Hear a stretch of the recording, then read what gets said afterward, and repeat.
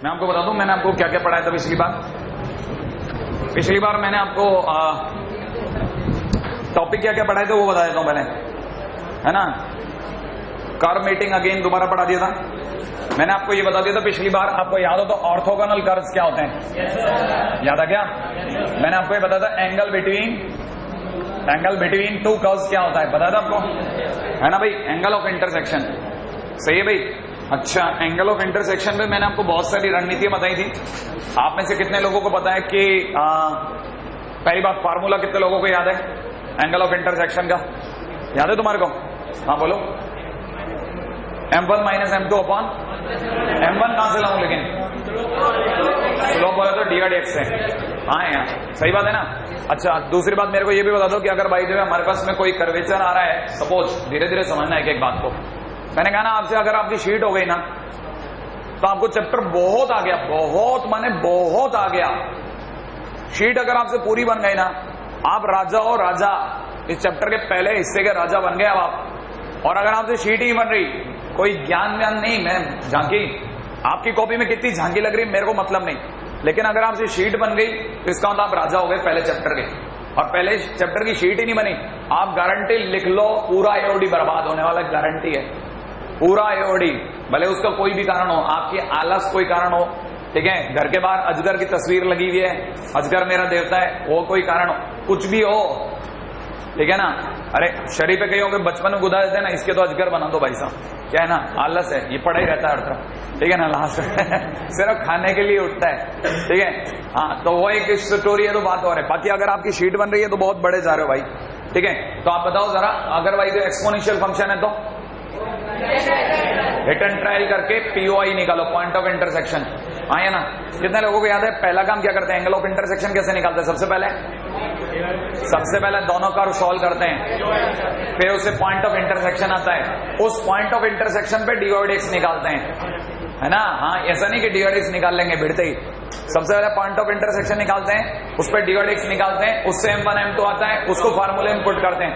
और अगर मान लो पॉइंट ऑफ इंटरसेक्शन मुश्किल हो गया तो M1 M2 equal to -1 try करते हैं, ये भी याद रखना है ना भाई। हाँ आपकी शीट में भरपूर प्रश्न है ऐसे।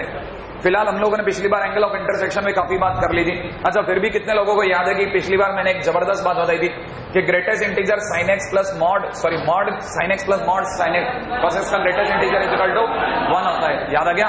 अच्छा कितने लोगों को पता है कि अगर दो कर्व एक दूसरे को टच कर रहे हैं तो M1 बराबर M2 होगा? बिल्कुल, अगर कर्व एक दूसरे को टच मार रहे हैं ना तो उस केस में M1 इक्वल टू M2 होगा।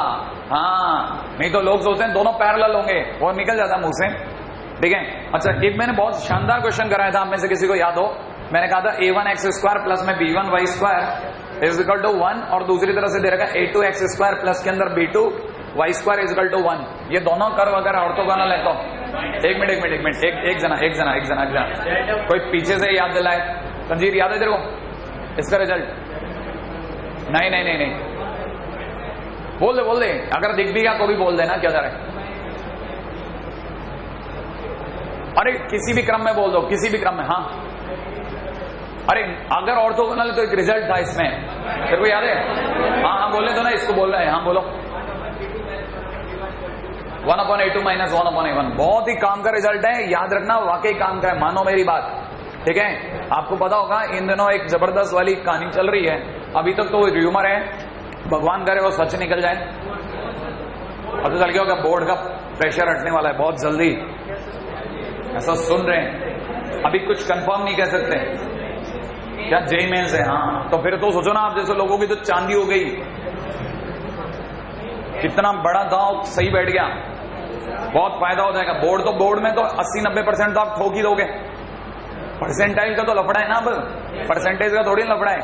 एनीवे अच्छा कितने लोगों को याद है? याद आ गया? एक मिनट पहले ये क्या है? ये अच्छा अब एक फार्मूले से बोलना है, एक मिनट रुको, धीरे धीरे, पहले मेरे को तो याद करने दो। टेंजेंट फैमिली, ये कॉसेक, ये कॉट, ये tan, y1 tan theta, y1 cosec theta, y1 cot theta, y1 वगैरह वगैरह, है ना। हाँ भाई, ये भी हमारा पिछली बार हम लोगों ने लेंथ ऑफ टेंजेंट वगैरह सब निकाला था, याद आया? Length of tangent, length of सब टेंजेंट वगैरह ये सब कर लिया था, इसमें बहुत टाइम खराब हुआ हमारा। ठीक है, हाँ भाई, बस यही किया शायद हम लोगों ने। लास्ट इसी पैकअप हो गया था कि पिछली बार हमारा नहीं हुआ था क्या? अच्छा, इसी पे हो गया था, है ना भाई? हाँ भाई, मैं अब आपको एक काम की चीज बता देता हूँ, फटाफट समझना। मैं आपको एक अलग सी चीज बता रहा हूं, ये बहुत काम की चीज है। ये अगर आपकी कॉपी में रहेगी तो डेफिनेटली आपकी कॉपी बहुत अच्छे उसमें मानी जाएगी। वर्टिकल टेंजेंट, झांकियां नहीं दिखा रहा, फोकट की बातें नहीं बता रहा, जो चीजें काम की है वो बता रहा हूं। वर्टिकल टेंजेंट वो समझो आप, ठीक है? पहले लिख लो, वर्टिकल टेंजेंट का मतलब तो पता ही है, एक ऐसा टेंजेंट जो 90 डिग्री पे हो, है ना? तो लिख लीजिएगा। ऐसा नहीं मुंह फाड़ के ये नहीं बोलना कि कोई भी टेंजेंट जो 90 डिग्री पे, that is vertical tangent. Vertical tangent सिर्फ तभी डिफाइंड होता है जब फंक्शन जो है कंटिन्यूस हो। फंक्शन जो है कंटिन्यूस हो, इसको मतलब समझना एक मिनट जरा, आपको पहले सीन समझा दूं। देखो भाई, ऐसा है, ये एक टेंजेंट इधर जा रहा है और एक टेंजेंट इधर जा रहा है, दिख रहा है आपको? नहीं याद आया? आप में से किसी को ये याद नहीं आया कि आपने y is equal to mod sine x देखा है? देखा है कि नहीं देखा? अगर y is equal to mod sine x देखा है तो आपको पता होगा ऐसा ग्राफ होता है। आपको पता है इस पॉइंट पर बनने वाला टेंजेंट इधर जा रहा होता है और इस पॉइंट पे बनने वाला टेंजेंट इधर जा रहा होता है। इसी कारण ये जो लेफ्ट साइड में जा रहा टेंजेंट है, इसकी जो स्लोप होती है वो LHD कहलाती है, left hand derivative, left hand dy by dx, dy by dx माने m, लेफ्ट हैंड साइड की m, ये RHD कहलाती है, left hand right hand derivative, right side का dy by dx माने RHM, dy by dx माने m। बोल गए क्या? तो देखो जरा, एक ही पॉइंट पे कितने टेंजेंट बने, इसीलिए ये फंक्शन यहाँ पे डिफरेंशिएबल नहीं है, क्योंकि LHD is not equal to RHD। सुना था कि नहीं? इसका मतलब ये है कि जहां पे शार्प होता है वहां पर दो टेंजेंट बन जाते हैं। लेकिन अगर बाय द वे सोचो, किसी को अगर ये याद है तो ये भी याद होगा कि अगर दो सर्कल एक दूसरे को टच कर रहे थे तो कॉमन टेंजेंट होता है, एक ही टेंजेंट होता है। इसका मतलब ये एक ऐसा टेंजेंट, आप सपोज किसी ने ऊपर ऊपर से देखा इसको, तो उसे फील आएगा कि जैसे टेंजेंट आर पार हो गया, नहीं है कहानी पकड़ में। इसका मतलब ये जरूरी नहीं है कि जब भी ऐसे वाले स्ट्रक्चर हो तो हर बार दो टेंजेंट बने। कई बार ये थोड़ा सा अंदर डीप होता है और टेंजेंट आर पार हो जाता है, ठीक है ना? इसे बोलते हैं किंक। किंक है, आर पार चला गया टेंजेंट, ठीक है ना? अब इसमें भी टेंजेंट का मतलब समझना, ये जो टेंजेंट है, ये टेंजेंट बहुत तरह के हो सकते हैं, ये कॉमन टेंजेंट है। कई बार ऐसे टेंजेंट भी ड्रॉ होते हैं जिन टेंजेंट के बारे में हम कहते हैं कि वो टेंजेंट है, but they are not tangent actually. Then what they are? Basically they are tangent but they seems us as if they are crossing the curve. वो हमारे को ऐसे फील कराते हैं जैसे वो क्रॉस करके कर्व को। ये कैसे हो सकता है? दिखाओ, याद दिलाता हूं। आप में से किसी को पता हो तो y is equal to x cube, ध्यान है आपको? बचपन से पता होगा y is equal to x cube का ग्राफ ऐसा है, हाँ या ना? अगर ये y is equal to x cube का ग्राफ है तो ये जो लाइन है ना, दिस लाइन इज टेंजेंट, ये टेंजेंट है। जबकि टेंजेंट हमारे दिमाग में कैसे टच करके जाता हुआ, क्या ये टच करते जाता हुआ फील हो रहा है? नहीं, ये टच करके नहीं जा रहा, ये क्रॉस करके जाता हुआ फील हो रहा है। इसका मतलब ये है कि कुछ टेंजेंट ऐसे भी होते हैं जो क्रॉस करके जाते हैं। नहीं, they never cross, they always touch but they seems us. तो ये कैसे दिख रहा है? ऐसा ऐसे दिख रहा है कि सोचो, देखो जरा, इसका आपको पता है कॉन्केविटी डाउन है, इसका कॉन्केविटी अप है। कॉन्केविटी, मैं अगर हाथ को यू भी करूंगा, इस तरह के हाथ को अगर मेरे को यू करना है तो बीच में एक जगह मुड़ेगा, मुड़ेगा कि नहीं मुड़ेगा? तो सोचो, जिस मोमेंट ये मुड़ रहा है, जिस मोमेंट ये, याद है मैट्रिक्स वाली स्टाइल, मैट्रिक्स रिलोडेड में वो झुकता है और ऊपर से गोली निकलती है, वैसा आप सोचो ये यू मुड़ रहा है और बीच में से गोली निकली है, ये गोली निकली आर पार, नहीं है? ये घुमा और घूमते समय गोली निकल गई टच करते हुए, नहीं है फील? तो जब ये घूमते समय गोली निकली ना, ये जो घूम रहा था, जिस समय कॉन्केविटी घूमी, जिस मोमेंट कॉन्केविटी टर्न होती है, ठीक है ना? तो सोचो जरा हुआ क्या होगा जब कॉन्केविटी टर्न होती है, तो उसे बोलते हैं पॉइंट ऑफ इन्फ्लेक्शन। जिस मोमेंट, जिस जगह से कॉन्केविटी बिल्कुल घूम चुकी होती है वो कहलाता है पॉइंट ऑफ इन्फ्लेक्शन। इन्फ्लेक्स हो गई, घूम गई। फ्लेक्सिबिलिटी पता है? फ्लेक्सिबिलिटी, फ्लेक्स से जो बना दैट इज इन्फ्लेक्शन। उस मोमेंट पे बहुत ज्यादा फ्लेक्सिबिलिटी हो गई, ये घूम चुका है एकदम ही, और उस दौरान बिल्कुल आर पार निकल गया टेंजेंट। क्लिक करा?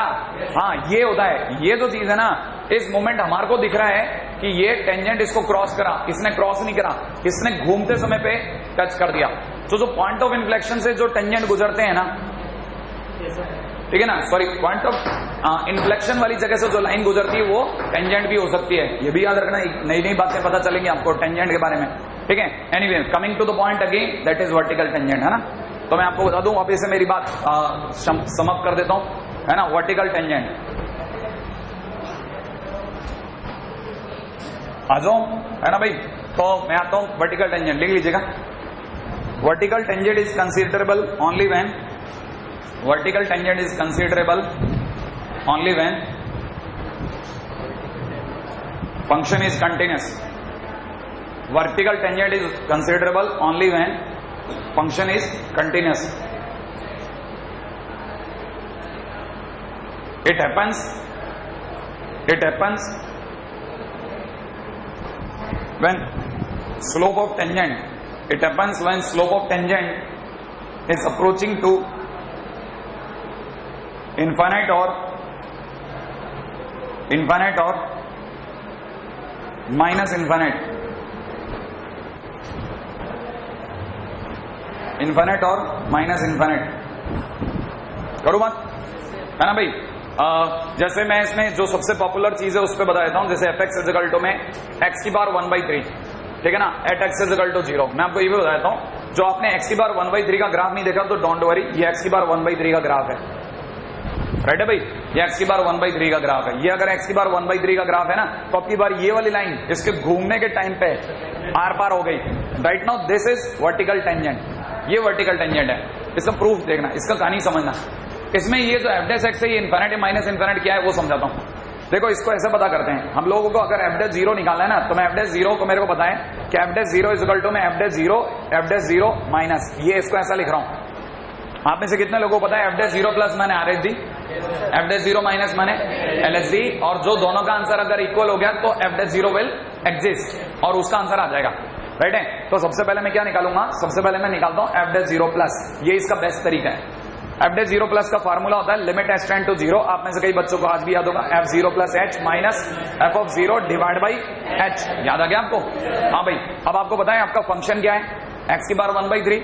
अगर मैं एक्स की जगह पे एच डालता हूं, 0 प्लस एच माने एच होता है, तो एच डालने पर कितना हो जाएगा, एच की पावर 1/3 माइनस में 0 डालने पर 0, राइट है, अपॉन में नीचे कितना एच, और लिमिट में एच की जगह कितना रख दूं, 0। तो आपको पता होगा काटा कूटा हो जाएगा, एच की पावर कितना रह गया, एच की पावर 2/3, एच की पावर 2/3, और एच की जगह मैं क्या पुट करूंगा, 0। तो 1/0 की पावर 2/3 दैट इज 0। तो मेरे पास आंसर आ जाएगा 1/h की पावर 2/3, और h की जगह 0 रखते ही 1/0 दैट इज इनफिनिट। हो गया इनफिनिट। अब इस पर आ जाओ सेकंड पॉइंट पे। सेकंड पॉइंट क्या है, अगर मैं आपसे पूछता हूं एफ डैश 0 माइनस, तो कितने लोगों को फार्मूला पता है, limit h tend to 0 f 0 minus h minus में एफ ऑफ 0 डिवाइड बाई अच्छा एच की जगह पे माइनस एच रख दूं, तो माइनस एच रखने पर माइनस एच की पावर 1/3, मतलब माइनस एच की ओवरऑल पावर 1/3, हाँ या ना। अच्छा माइनस में 0 divide by minus h, minus minus plus, H की जगह काटा कूटा हो गया, वापस से कितना बचा, 1/h की पावर में कितना 2/3, एच की जगह क्या पुट करूंगा 0, तो 0 की power 2/3 0, 1/0 is equal to infinite. क्या मेरे पास में इधर का आंसर भी इनफिनिट और उधर का आंसर भी इनफिनिट आया कि नहीं आया? लिमिटिंग वैल्यू इनफिनिट आ सकती है, याद रखना। डिवाइडेक्स की वैल्यू इनफिनिट नहीं आ सकती, ये लिमिटिंग वैल्यू इनफिनिट है, ये टेंडिंग वैल्यू इनफिनिट है। कहने का मतलब ये कि मुझे यहां से पता चला कि f dash 0 is equal to कितना आया, इनफिनिट। और अगर f dash 0 is equal to infinite, इसका मतलब होता है dy by dx at x is equal to 0 is equal to infinite. और इनफिनिट आते ही मैं क्या समझ जाऊंगा, कैसा है टेंजेंट, कैसे है वर्टिकल टेंजेंट, राइट है। अब ये सारी कहानियां बंद करता हूं, सुनना बहुत ध्यान से, एक एक बात खड़ा कर, है ना। मैं आपके सामने 2-3 कर्व दिखाता हूं, मेरे पास होंगे डेफिनेटली हैं, हाँ भाई। एक कर्व दिखा रहा हूं, जरा देखिएगा। एक कर्व है ये, एक कर्व और दिखा रहा हूं, एक कर्व है ये, राइट है। एक कर्व दिखा रहा हूं इसी के नीचे में, एक कर्व है मेरे पास में ये, और एक कर्व और दिखा रहा हूं, एक कर्व है मेरे पास में ये, राइट है। हाँ भाई आइए, मजा आएगा अगर आपको ये आता है तो। इस पॉइंट पर कॉन्केविटी चेंज, तो टेंजेंट आर पार, हाँ या ना। अगर टेंजेंट आर पार, तो हाउ कम आई नो कि इसका जो भी डिवाइड एक्स है उसकी वैल्यू क्या होगी। माने एफ डैश, ये वाला पॉइंट है एक्स इज इक्वल टू ए, तो मैं इसको बोलूंगा एफ डैश ए कितना होगा, एफ डैश ए सुना, अगर लेफ्ट से राइट जाते समय, अगर मैं लेफ्ट से राइट जा रहा हूं तो फंक्शन इंक्रीजिंग या डिक्रीजिंग? अगर इंक्रीजिंग है तो आंसर इनफाइनाइट होगा। सुना, देखो जरा, इंक्रीजिंग या डिक्रीजिंग? इंक्रीजिंग, तो आंसर इनफाइनाइट था। श्योर है? अब इस वाले कर्व में बोलो, लेफ्ट से राइट जाते समय ये वाला point x equal to a पर f डैश a बोलो डिक्रीजिंग, तो आंसर कितना हो गया? Minus infinite. क्लिक करा? नहीं करा। अब मैं आपसे अगली बात पूछता हूं, जबरदस्त बात पूछता हूं। ये वाला point is x equal to a और इस x इक्वल टू a पे एक कर्व जा रहा है, दिख रहा है आपको? टेंजेंट दिख रहा है आपको? अब एक एक बात बताना, एक एक बात। पहला क्वेश्चन पूछता हूं, f dash a minus, a minus का मतलब हुआ a से जस्ट पहले वाले पॉइंट पर, a से जस्ट पहले वाले पॉइंट पर फंक्शन कैसा है? डिक्रीजिंग, तो कितना हुआ? Minus infinite. Very good. f dash a plus increasing, कैसा? इनफाइनाइट। हाँ, एक बार के लिए माइनस इनफाइनाइट। तो सोचो जो माइनस इनफाइनाइट वाला कर्व है ना, ये जो डिक्रीजिंग वाला कर्व है, माइनस इनफाइनाइट माने टेंडिंग टू माइनस इनफाइनाइट। और ये वाले कर्व का, ये वाला जो कर्व है ना, ये वाला कर्व, इसके लिए जो टेंजेंट गया दैट इज गोइंग अपसाइड, और ये दोनों एक ही दिखे, इस कारण मुझे पूरा एक ही टेंजेंट फील आया। क्लिक कर गया? नहीं करा। कर गया? कर गया? नहीं करा। हाँ भाई, इसके लिए बोलना, ये वाला point is x equal to a। बताना जरा, एक मिनट। जो वर्टिकल टेंजेंट गुजरा वो तो आर पार गुजरा होगा भाई, बताओ जरा। x इक्वल टू a पे f डैश a माइनस कितना? इंक्रीजिंग है तो infinite. f dash a plus कैसा? Minus infinite. तो लिख लें अपन ये सारी बात कि सारा गेम किसका है? इंक्रीजिंग डिक्रीजिंग का। बस इतनी सी बात लिख करके आगे चलो, बस इससे तो मेरे को नहीं बताना, ठीक है? क्योंकि ये तो बहुत है, किंग कस्ट सब बता दिया मैंने आपको।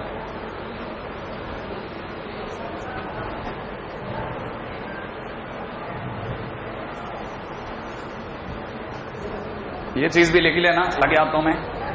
फॉर सिग्नम एक्स, आप में सभी को पता होगा सिग्नम एक्स माने वो तलवार पकड़ के खड़ा आदमी, याद आ गया आपको? है ना भाई? ये जो लाइन है ना, x equal to 0 is vertical tangent, x equal to 0 is a vertical tangent, ठीक है? अब मेरे को एक जल्दी से बात बताना, ये फंक्शन इंक्रीजिंग है डिक्रीजिंग? यहां कांस्टेंट, उसके बाद ये अप हुआ, फिर अप हुआ, फिर कांस्टेंट हो गया। इंक्रीजिंग में गिनूं कि डिक्रीजिंग में? इंक्रीजिंग में। So vertical tangent f dash x equal to infinite, ठीक है? ये लाइन अपने आप वर्टिकल टेंजेंट है इसकी, समझ में आया? आप तो बस इतना याद रख लो, एक लाइन वर्टिकल टेंजेंट होती है सिग्नम एक्स, है ना? अगले पॉइंट बात हो।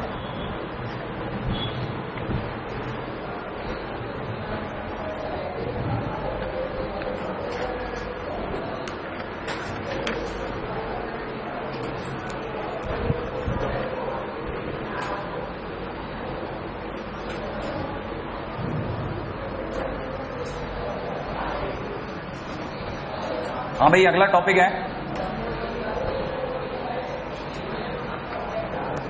इंटरसेप्ट्स मेड बाय टेंजेंट्स,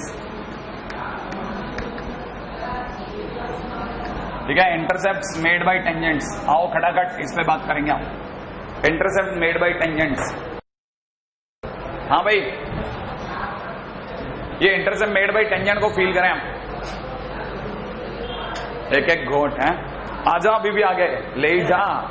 हाँ भाई, पकड़ पकड़ पकड़ पकड़ पकड़, आप इससे पहले कि कुछ और लूट ले। हाँ भाई, इंटरसेप्ट मेड बाय टेंजेंट क्या है, खेल समझो आप। देखो ये आपका कर्वेचर समझो, खटाखट सुनो जल्दी से। ये वाला पॉइंट इज x1 y1, आप में सभी को पता है ये अपने आप में कहलाता है पॉइंट ऑफ टेंजेंसी। बहुत शानदार बात, खटाखट खटाखट सोचने के समय। कितने लोगों को पता है ये टेंजेंट है? सबको पता है ना? ये कर्वेचर है एक y इक्वल टू fx, सबको पता है, बचपन से एक ही डायग्राम बना रहे अपन। सबको ये भी पता है कि अगर ये वाला इक्वेशन ऑफ टेंजेंट निकालता हूं तो x1 पे इक्वेशन ऑफ टेंजेंट क्या होगी? y minus y1 is equal to में dy by dx x minus x1, है ना भाई? x minus x1। सुनना, बहुत अच्छी अच्छी बातें बताता हूं। हम लोगों को सिर्फ ये कर्वेचर पे यही नहीं निकालना चाहिए, हमारे साथ में वो घटियापंथी कितनी हरकतें करता है सुनना। सबको पता है ये यहां से लेके यहां तक की दूरी है एक्स इंटरसेप्ट, ये चीज तो क्लिक करती है ना। एक्स इंटरसेप्ट निकालना है तो ये वाला पॉइंट आ जाए तो आप एक्स इंटरसेप्ट की लंबाई निकाल दोगे कैसे? इस पॉइंट के लिए आपको पता है y की वैल्यू क्या रखो, तो याद रखना जब भी एक्स इंटरसेप्ट निकालना हो तो EOT में क्या करो, इक्वेशन ऑफ टेंजेंट में क्या रखो? y इक्वल टू 0 पुट, अगर आपने y इक्वल टू 0 रख दिया तो देखो जरा, y इक्वल टू 0 रखना है, ये वाला। अगर आपने y इक्वल टू 0 निकाला तो ये हो जाएगा, देखो minus y1 is equal to में कितना, D by D x, bracket में कितना, x माइनस x1। और अगली लाइन के अंदर मैं आपके सामने लिख रहा हूं, देखना, आपने से कई लोग अगर क्लिक कर दें अच्छा लगेगा कि चलो मेरी बहुत सारी लाइनें बचा दी आपने। x1 minus y1 upon D by D x. क्या आपको क्लिक कर गया? क्या चोट तो नहीं होगी? कितना लोग बचा गए? फटाफट सोचो क्या क्या किया मैंने। इस डिवाइड एक्स का डिवाइड मारा, x माइनस x1 है गया, उस x1 को इधर ले आया, प्लस का x1 हो गया।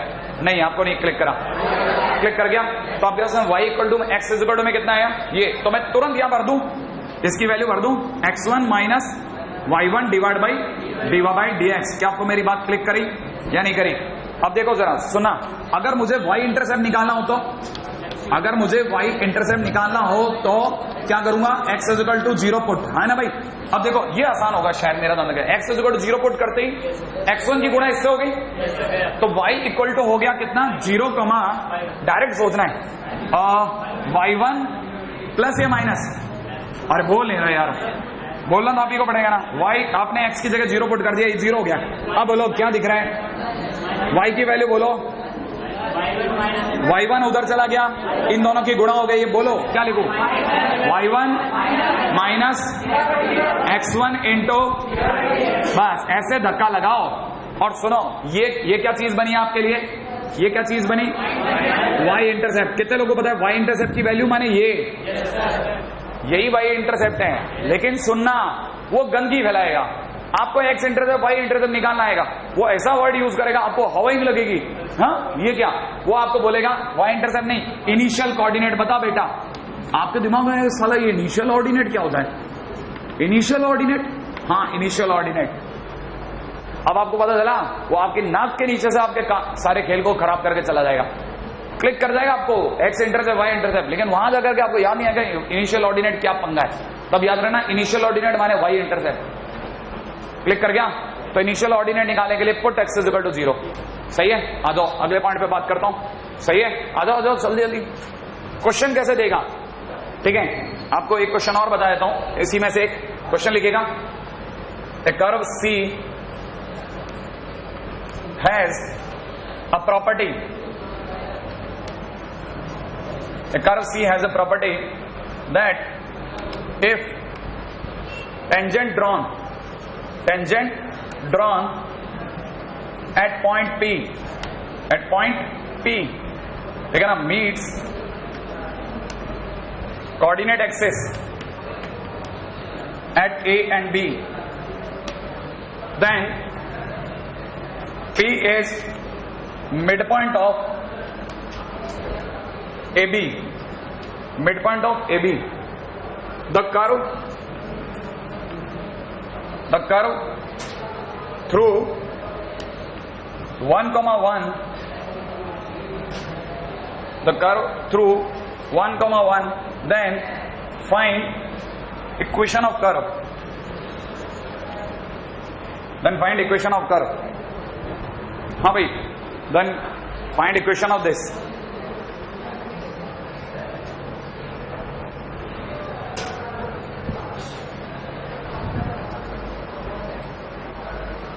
हाँ भाई, लिखा आपने, क्वेश्चन तो लिख लिया?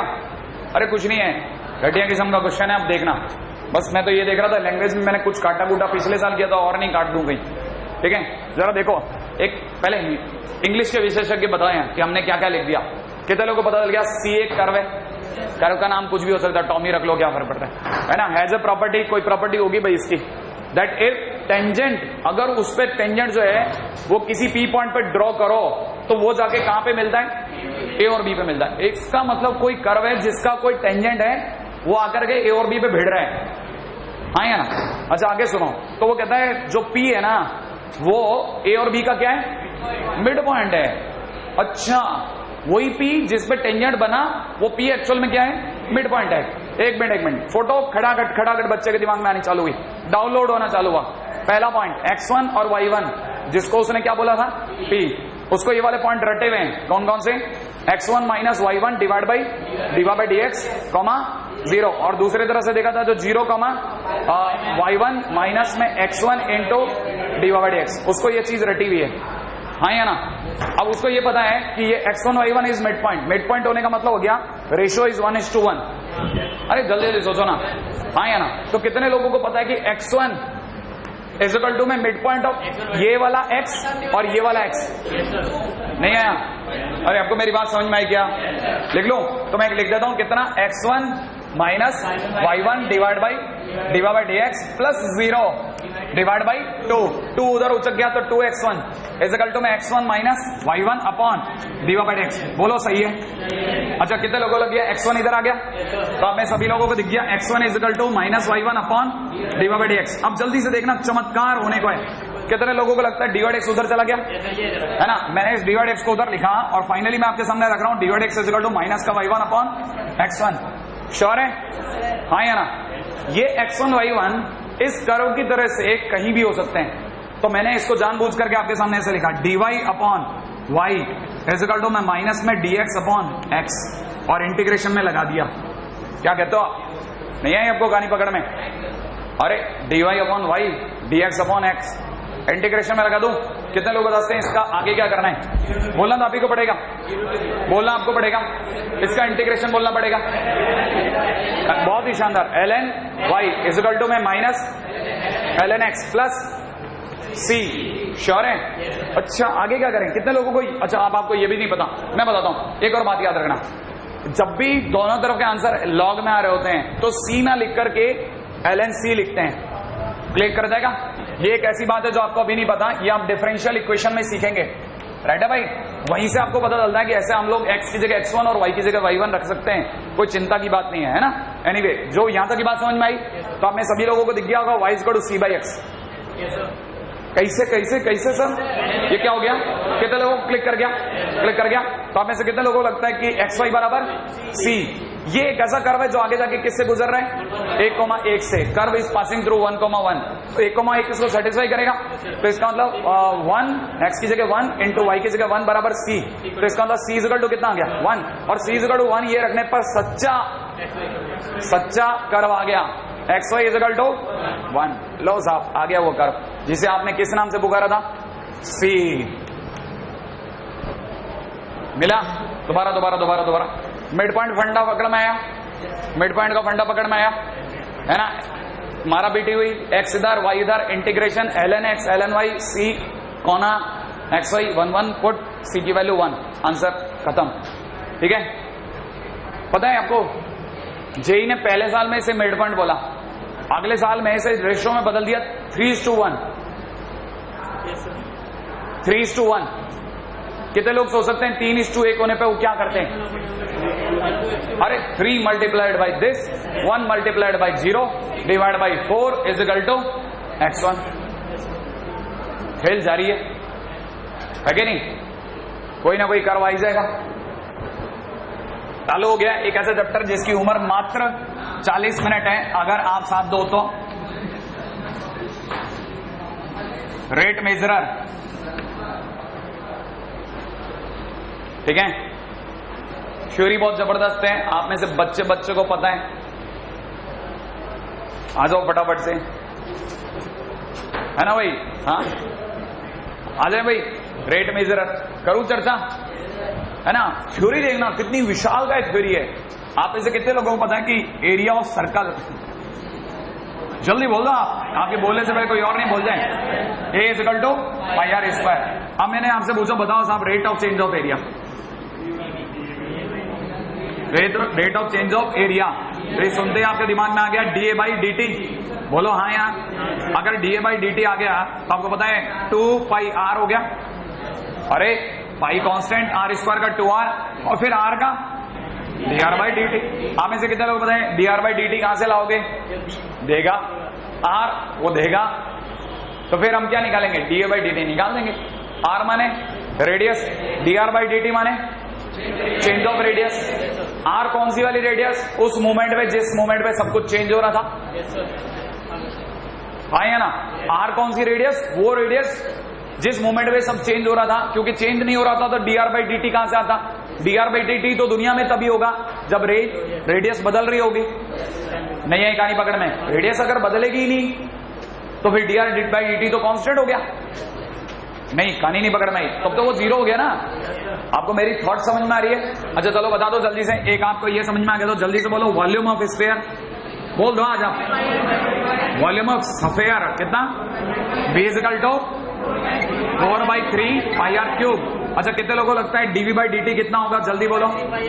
4/3 into 3 pi r square into dr by dt। Click करा के नहीं करा? 3 से 3 काट दो, नहीं आया। 4 pi r square dr by dt। कितने लोगों को पता है dv बाई dt को पुकारूंगा किस नाम से? बोलना पड़ेगा खटाखट। Rate of change of volume. Volume किस में निकलता है? कितने लोगों को पता है वॉल्यूम किस में होता है? सेंटीमीटर क्यूब में, मीटर क्यूब में, ये तो पता है ना। वॉल्यूम या तो सेंटीमीटर क्यूब या मीटर क्यूब। कितने लोगों को लगता है dv बाई dt क्या होगा? सेंटीमीटर क्यूब पर सेकेंड। अरे dv बाई dt है ना, t है नीचे, तो सेंटीमीटर क्यूब पर सेकेंड, ये तो क्लिक कर रहा है। मीटर क्यूब पर सेकेंड। dr बाई dt होगा centimetre per second. Radius centimetre में बदलती है, मीटर में बदलती है? नहीं पता। क्या आपको पता है कि नहीं पता? अच्छा बताओ dA बाई dt कैसे निकलेगा? सेंटीमीटर स्क्वायर पर सेकेंड। ये छोटी छोटी बातें क्लिक कर रही हैं, हाँ या ना? अब जल्दी से आप मेरे को धुआंधार बात बताने वाले हो। कितने लोग बताएंगे कि वॉल्यूम ऑफ सिलेंडर? एक मिनट ऐसे जल्दी नहीं सुनने में आता मेरे को, बोलते ही थोड़ी ना लिख दूंगा। वॉल्यूम ऑफ सिलेंडर कितना बताया? v equal to pi r square h। हाँ भाई, अब आप में से कितने लोग बता सकते हैं इसमें कितने वेरिएबल? कौन कौन से? रेडियस और हाइट। रेडियस और हाइट, सही है ना? अगर मैं आपसे बोलता हूं, बोलो जल्दी से dv बाई dt कितना होगा, तो क्या बोलोगे? पाई आर स्क्वायर साइलेंट, h का dh बाई dt। अरे अरे अरे अरे अरे समझ में आया? अगली बार पाई h silent 2r dr by dt। क्या आपको क्लिक कर गया क्या? हाँ या ना? ये ऐसी छोटी छोटी बातें आपको पता होनी चाहिए। कितने लोगों को पता है dh बाई dt बोले तो rate of change of height. कितने लोगों को पता है कि rate of change of height का मतलब होता है, सुनना, सिलेंडर में पानी भरा हुआ है, उस पानी की कोई हाइट है, वो कम हो रहा है तो हाइट बदल रही है कि नहीं बदल रही है? वो बढ़ रहा है, हाइट बदल रही है कि नहीं बदल रही है? इसका मतलब चाहे पानी कम हो या बढ़े, दोनों ही केसेस में dh बाई dt काम कर रहा है। क्लिक कर रही है कि नहीं कर रही है? dh बाई dt काम कर रहा है, इसका मतलब ये कि हाइट बदल रही है। तो आपको जिस मोमेंट हाइट बदल रही है उस मोमेंट के बारे में बताएगा वो कहेगा पानी बढ़ रहा था, हमने फोटो खींची 3 सेकंड पे, ठीक 3 सेकंड पे फोटो खिंच गई। फोटो खींचते समय हाइट 5 की, तो उस टाइम पे dh बाई dt कितना होगा? तो जिस समय h 5 था उस समय dh बाई dt बताना है। आपके दिमाग में बात समझ में आनी चाहिए। अब सोचो कि आप में से कितने लोगों को याद आ गया चौथी बात? खून याद आया? खून का वॉल्यूम बोलो। v equal to 1/3 pi r square h। Click करा कि नहीं करा? अच्छा कितने लोगों को खून के बारे में आइडिया है?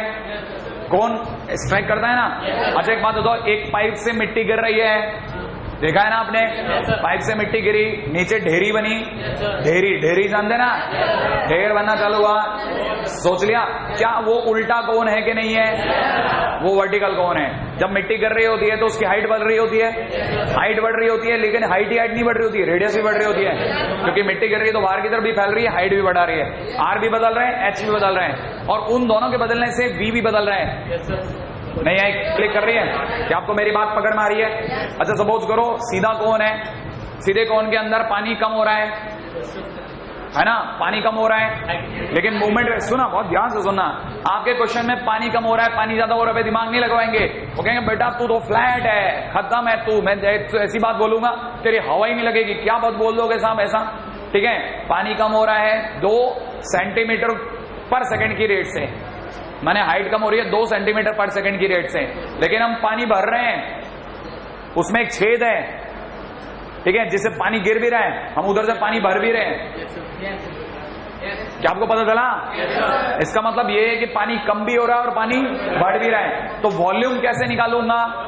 दोनों का डिफरेंस, जितना पानी डला माइनस जितना पानी गया, उतना अभी भी dv बाई dt हो रहा है। नहीं आया? क्लिक करना चाहिए आपको, क्योंकि दोनों का वो वॉल्यूम बढ़ा रहा है, ये वॉल्यूम घटा रहा है, तो अभी फाइनली जो कोई तो कम्बरसम वॉल्यूम में रह रहा होगा, क्योंकि पानी ऐसा तो हो नहीं रहा, कभी एकदम जा जाता है और कभी एकदम चला जाता है, पानी तो कांस्टेंट रेट से अंदर आ रहा है, पानी भी कांस्टेंट रेट से निकल रहा है, तो फाइनली एक दोनों का डिफरेंस हो रहा है, नहीं है कहानी पकड़ में? हाँ, तो आपको ये छोटी छोटी कहानियां ही, बस यही है थ्योरी। हर चीज में रेट पूछेगा, ये कहानी है टोटल, है ना? आ जाओ इस पर बात करते हैं, इसके क्वेश्चंस करते हैं। इसके क्वेश्चन बहुत सिखाते हैं, जिसको इसके क्वेश्चन पकड़ में आ गए आधा चैंपियन और बन गया, क्योंकि उसे पता है अब तो मैं खेलने लग गया, अब तो मैं खेलने लग गया, प्लेइंग विद क्वेश्चंस। हाँ भाई लिखेगा, ए मैन 2 मीटर हाई। अब इसको इसके ना लैंग्वेज में मत जाना, हाँ जो बोल रहे हैं सुनते जाना। A man 2 metre high, 2 metre high, height नहीं हाई, सही है ना भाई? A man 2 metre high is walking away from a lamp post, is walking away from a lamp post. A man 2 metre high walking away from a lamp post of 5 meter height, lamppost of 5 meter height, सही है? हाँ भाई, at 6 meter per minute speed, at 6 meter per minute speed, at 6 meter per minute speed, find, बिल्कुल find rate at which shadow increases। सबसे पुरातन प्रश्न, मैंने आपको बोला था ना, सबसे सिंपल सबसे आसान। Find at which shadow increase, find rate at which shadow increases. हाँ भाई, कितने लोगों को स्ट्राइक कर गया एनसीईआरटी? हाँ भाई, कितने लोगों को ये बात पता है कि लैंपपोस्ट से वो दूर जा रहा है या पास आ रहा है? दूर जा रहा है। कितने लोग रात को कभी आंख वाँख खोल के चले तो पता है लैंपपोस्ट से दूर जाने पे परछाइयां बढ़ती हैं? हाँ, नहीं तो कई बच्चों को पता बेटा परछाई बढ़ती है, बढ़ती होगी, ठीक है? अरे है क्या नहीं? ये आपके लैंपपोस्ट है साहब, यहाँ कहीं आपका लैंपपोस्ट का बल्ब लगा हुआ है, वो जो आदमी है बीच में कहीं जा रहा है, ये बात पता है कि नहीं? ऐसा ही हुआ होगा, हाँ है ना? वो जैसे जैसे वॉकिंग अवे तो वो दूर जा रहा है, ये तो बात क्लिक कर गई, है ना? हम किसी मूवमेंट पे उसकी फोटो लिए हुए खड़े हैं, राइट है? आपको पता ये तो चल ही गया होगा कि ये 5 मीटर है, सबको ये पता चल गया होगा आज के टाइम पे ये 2 मीटर है ना? ये लैंपपोस्ट और इसके बीच की दूरी x है, और ये आगे जो उसकी शेडो गिर रही है वो है, जिसकी लंबाई कितनी है? y। मेरे को रेट ऑफ शेडो निकालना है, इसका मतलब मुझे क्या निकालना है? dy/dt। नहीं है कहानी पकड़ में, ये शेडो की लंबाई है ना, ये शेडो है, शेडो, ठीक है? और मेरे को निकालना है dy/dt क्या होगा। क्वेश्चन वाला मुझसे ये पूछ रहा है, कहानी पकड़ में आई आपको? dy/dt। आप में से कितने लोगों को इस फोटो को देख करके फील आ गई, है ना? सिमिलर ट्रायंगल वाली याद आ गया? तो कितने लोगों को ये याद है कि सिमिलर ट्रायंगल में perpendicular upon perpendicular is equal to base upon base. तो देखिए साहब, बेस अपॉन बेस, सुना? बड़े वाले ट्रायंगल का बेस बोलो, बहुत ही शानदार। छोटे वाले ट्रायंगल का बेस बोलो, y इज इक्वल टू में बड़े ट्रायंगल की हाइट 5 और डिवाइड बाई 2, क्रॉस मल्टीप्लाई करते 2x प्लस 2y बराबर 5y, इसका मतलब 2x बराबर 3y, इसका मतलब 2 इंटू में dx/dt इज इक्वल टू में 3 इंटू dy/dt। आप में से कितने लोगों को पता है dx/dt माने x क्या चीज है? x क्या चीज है? आदमी और खंबे के बीच की दूरी, और dx/dt माने वो दूरी बढ़ने की स्पीड। कितनी स्पीड से वो दूरी बढ़ रही है? 6 मीटर पर मिनट, 6 मीटर पर मिनट। तो मैं लिख देता हूं 2 into 6 is equal to 3 into dy/dt, जो मुझे निकालना है। तो क्या कहता हूं? 67। तो मैंने dy/dt इज इक्वल टू कितना? 4 मीटर पर मिनट। लो साहब, आंसर आ गया। सिंपल है ना? बहुत ही आसान प्रश्न, मैंने शुरुआत दे दी आपको कि हाँ भाई आसान है।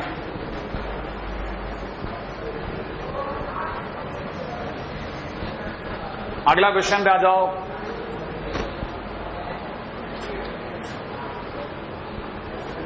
अगला क्वेश्चन फटाफट।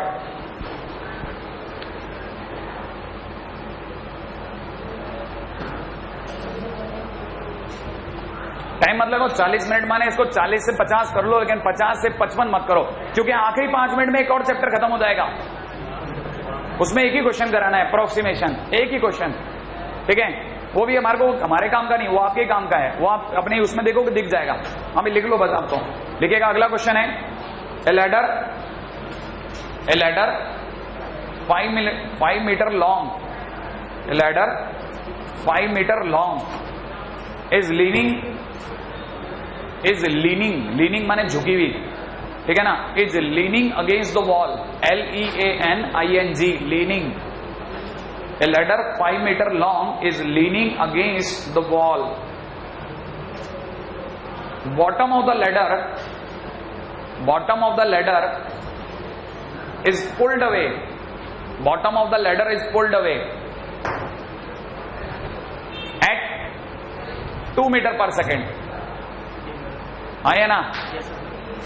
Bottom of the ladder is pulled away at 2 meter per second. Question है, how fast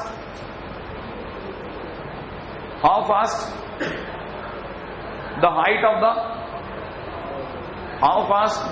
the ladder on the wall decreasing? How fast the height of the ladder on wall is decreasing? When ladder's height is 4 meter, how fast the height of the ladder on wall is decreasing? When ladder's height is 4 meter. हाँ भाई, ये यहां तक की कहानी तो पकड़ में आ गई। एक आपको फटाफट से फोटो बना लो एक मन में। आपने सभी को बताया ये झुकी हुई सीढ़ी, अरे ये सीढ़ी है, हाँ या ना? सीढ़ी की लंबाई कितनी है भाई लोगों? 5 मीटर, है ना भाई? अच्छा, ये अगर सीढ़ी है तो आप सोचो ये अभी इस समय पे इसका बॉटम जो है, ये बॉटम है ना, बॉटम की वॉल से दूरी x मान लो, इसकी इस हाइट को y मान लो, सही बात है ना? तो आप में से कितने लोगों को पता है कि x, y और 5 के बीच का पहला रिश्ता पाइथागोरस है, हाँ या ना? तो पहला इनके बीच का रिलेशन पक्का करो। रिलेशन क्या बन रहा है? x² + y² = 25, हाँ या ना? अब इस रिश्ते को डिफरेंशिएट कर दो। इस रिश्ते को डिफरेंशिएट करते ही x² का 2x dx/dt, अरे सोचो ना, हाँ या ना? अच्छा, y² का डिफरेंशिएशन 2y dy/dt बराबर में कितना? 0 नहीं आया, हाँ या ना? तो पहला काम 2 हटा दो। अब मैं आपसे एक बात पूछता हूं, x क्या चीज है? अरे x क्या चीज है? बॉटम और लैडर के बीच की दूरी। अच्छा, dx/dt क्या चीज है? जिस स्पीड से उसे पुल किया जा रहा है, कितने लोग बता सकते हैं किस स्पीड से उसको dx/dt बढ़ रहा है? 2 मीटर पर मिनट, हाँ या ना? पर सेकेंड होगा, है ना भाई? अच्छा, तो dx/dt पढ़ा है। अच्छा, एक मिनट, y क्या चीज है? हाइट। dy/dt क्या है? dy/dt जिस स्पीड से वो नीचे आ रहा है, y बदल रहा है ना, जिस स्पीड से y बदल रहा है, तो dy/dt तो मुझे निकालना है। अरे क्वेश्चन वाला ये तो पूछ रहा है ना किस स्पीड से हाइट गिर रही है। अगर मैं इसे यूं खींचूंगा तो किस स्पीड से वो नीचे आएगी, तो dx/dt वो पूछ रहा है, dy/dt। अब आप एक एक चीज बताओ, कुछ हमारे पास x के नाम पे पढ़ा है? नहीं, उसने कुछ दिया था। लास्ट लाइन क्या है? Height is 4 metre. तो याद रखना, when y = 4, जब y की वैल्यू 4 होगी तो x = कितना? x = 3। ये बात क्लिक कर गई? तो मैं आपके सामने y की जगह 4 लिख दूं, है ना भाई? इसकी जगह 3 लिख दूं, dx/dt की जगह 2 लिख दूं और dy/dt निकाल लेता हूं। क्या कहते हो आप? नहीं है कहानी पकड़ में? अरे हर चीज दी है उसने। अरे y दे दी तो x दे दिया, दोनों थोड़ी देता सजा के, कुछ तो आप भी करोगे। तो इसका मतलब dy/dt = कितना निकल गया? dy/dt = -3/2, हाँ, 6/4 -3/2 बराबर है ना? -3/2 मीटर पर सेकेंड। कितने लोगों को पता है? माइनस साइन क्या बताता है यहाँ पे? नीचे आ रहा है, हाँ, वो ऑटोमेटिकली क्लिक कर गया कि वो नीचे आ रहा था। श्योर है? अगला पॉइंट, अगले क्वेश्चन पे आ जाता हूं। क्वेश्चन लिखिएगा क्योंकि आप बताने वाले हो ना। Water is dripping out from a conical funnel. Water is dripping out from a conical funnel having semi-vertical angle pi/3. Water is dripping out from a conical funnel having semi-vertical angle pi/3. सही है? हाँ भाई, at the rate 4 cm³ per second, कौन मेरे को बता सकता है कि ये 4 सेंटीमीटर क्यूब पर सेकेंड क्या है? Volume dV by dt। क्या आपको एक क्लिक कर गया? क्या आपको क्वेश्चन वाले ने dV बाई dt दे रखा है कितना? 4 सेंटीमीटर क्यूब पर सेकेंड का, राइट है भाई? अच्छा सुनो आगे चलो। व्हेन 4 सेंटीमीटर क्यूब पर second, when slant height of the water is 4 centimetre, when slant height, ये slant height क्या होता है? अच्छा ये वाला, अच्छा इसमें पानी है, ओके ओके, पानी की हाइट बता रहा होगा ये, हाँ या ना? 4 सेंटीमीटर, नहीं कितनी बताई? 4 सेंटीमीटर, यस एग्जैक्टली, हाँ भाई। slant height of the water is 4 centimetre, then find rate of change of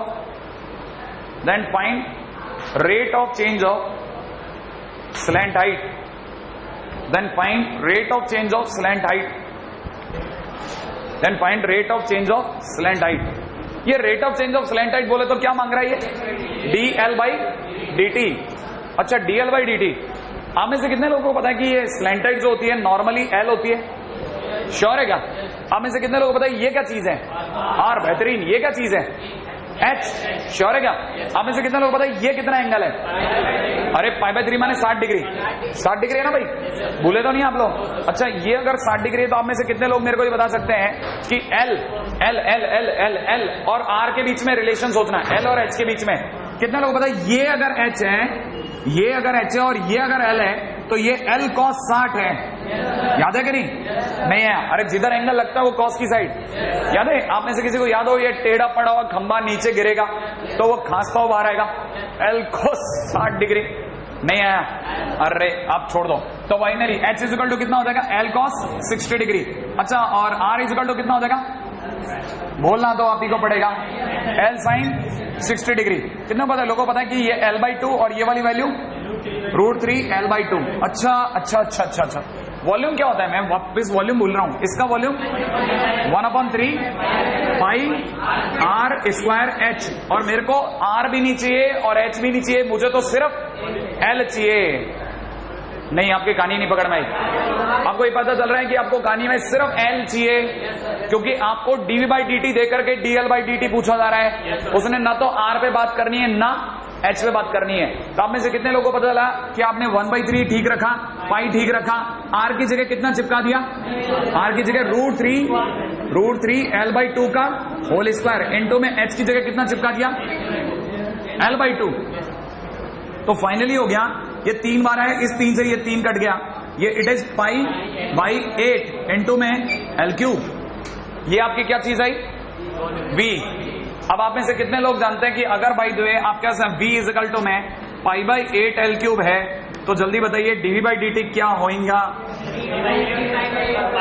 3π/8 L square into dl by dt।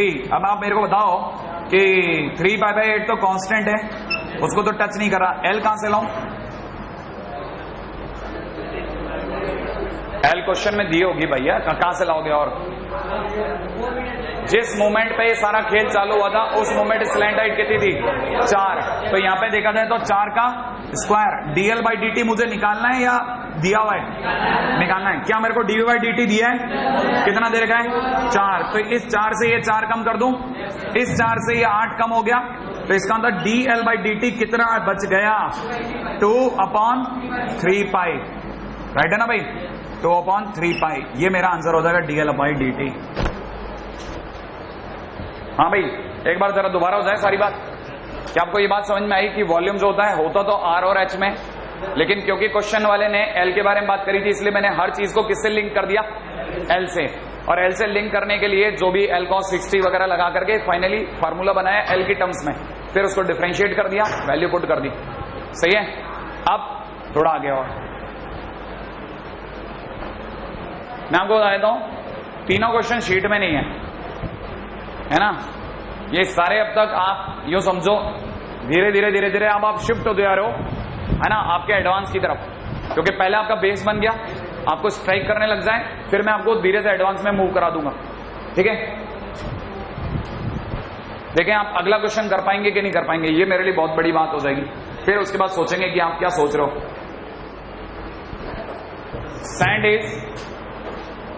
Sand is pouring Pouring. Sand is pouring from a pipe. Sand is pouring from a pipe at the rate 12 centimeter cube per second.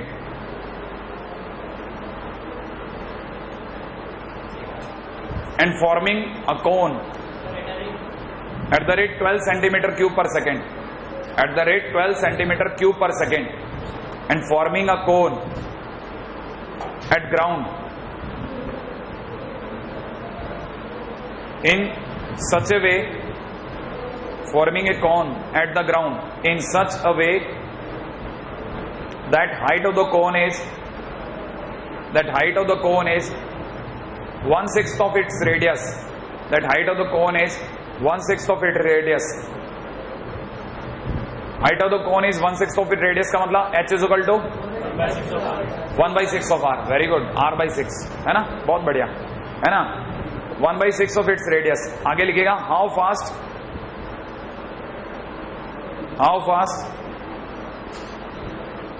the height of the cone, how fast the height of the cone is increasing, how fast the height of the cone is increasing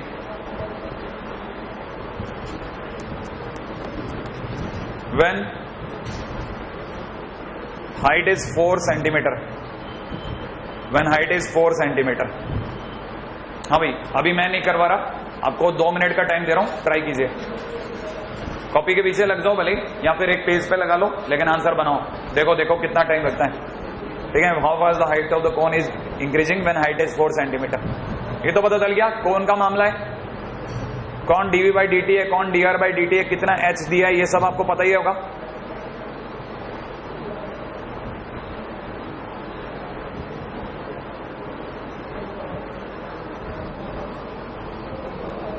देखें इसमें कितने लोगों ने दिमाग लगा लिया. ये तो बात सभी को अकल में तो आ ही गए होगी कि इसका ना फॉर्मिंग है कौन माने फोटो कुछ हद तक ऐसी वाली है. हाँ या ना, इस तरह से डेयरी बन रही है, ऊपर से पाइप से आपका जो है वो मिट्टी गिर रही है. यही हो रहा होगा और क्या हो रहा हो. हाँ भाई, आगे क्या क्वेश्चन वाला क्या कहता है. क्वेश्चन में एक तो आपको दे रखा dv बाई dt. कितना दे रखा है. dv by dt is equal to 12 centimetre cube per second. यही दिया ना भाई. अच्छा, और क्या चीज दे रखा है. Sand is pouring on a cone that such that h is equal to r by 6. सही है भाई. अच्छा, और ये सारा खेल उस मोमेंट पे बताना है when h is equal to. अच्छा, एक से पूछा क्या जा रहा है dh बाई dt. अरे हाँ या ना. और आपसे पूछा जा रहा है h की वैल्यू कितनी दे रखी है. 4 सेंटीमीटर दे रखी है. सही है ना भाई. अच्छा, dh बाई dt पूछ रहा है, उसका रेडियस से कोई लेना देना नहीं. अब रेडियस कहां से मेरे दिमाग में घुस गई वो बताता हूं आपको. सबको बताओ v इज इक्वल टू में pi by 3 r square h होता है. हाँ या ना. इसमें r भी वेरिएबल है और h भी वेरिएबल है. तो इसका मतलब एक मेरे पास dr बाई dt होना चाहिए, एक dh बाई dt होना चाहिए. लेकिन क्वेश्चन में क्योंकि उसने dh बाई dt में बात करी, इसका मतलब मेरे को r को हटा देना है. मैं r को कैसे हटा सकता हूं. मैं पाई बाई 3 को पाई बाई 3 रहने दूंगा और r की जगह पे कितना लिख दूंगा 6h. तो ये हो गया 6h का होल स्क्वायर इंटू h. तो v इक्वल टू हो जाएगा कितना पाई बाई 3 इंटू में 36 h स्क्वायर. h क्यूब कर दूं, 3 से कैंसिल आउट कर दूं 12. तो ये हो गया कितना dv by dt is equal to कितना हो गया 12 पाई की जगह 12 पाई. h क्यूब का differentiation 3h square into dh by dt. Sure है भाई. तो ये कितना हो गया 36 पाई की जगह पाई. h की जगह वैल्यू क्या होगी. h की जगह 4 का मतलब 4 का स्क्वायर बोले तो 16 इंटू में dh बाई dt मेरे को निकालना है साहब. हाँ या ना. और dv बाई dt अगले ने कितना दे रखा 12 से तो मैं उड़ा ही दूंगा 3. तो आंसर हो गया dh by dt is equal to कितना 1/48 पाई. Very good. कितने लोगों का सही बैठ गया इस बार. बहुत बढ़िया. अगला क्वेश्चन लिखो, है ना. इस पे कोई भी जश्न मनाए बगैर. अगला क्वेश्चन लिखिएगा. Water tank, a water tank has a shape, a water tank has a shape of right circular cone. ठीक है भाई. a water tank has a shape of right circular cone with its vertex down. Water tank has a shape of right circular cone with its vertex down. With its vertex down. लिख लिया. Its altitude is 10 centimeter its altitude is 10 centimeter and radius is 15 centimeter. Its altitude is 10 centimeter and radius is 15 centimeter. यहां तक की बात लिख ली आप लोगों ने? हाँ भाई, आगे लिखेगा रेडियस माने रेडियस ऑफ द बेस, है ना? हाँ भाई, water leaks from the boat, water leaks from bottom at a constant rate. Water leaks from bottom at a constant rate of 1 centimeter cube per minute, of 1 centimeter cube per second, sorry. ठीक है, water leaks from bottom at constant rate of 1 centimeter cube per second. तो इसका मतलब volume कम हो रहा है. आगे लिखेगा and water is poured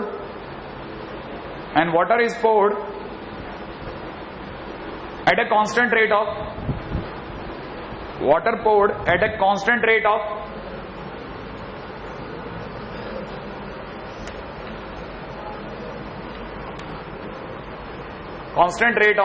C centimeter cube per second.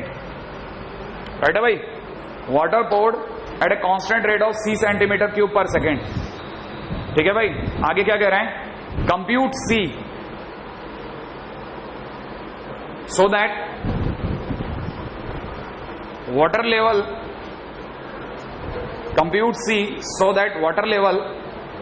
is rising at the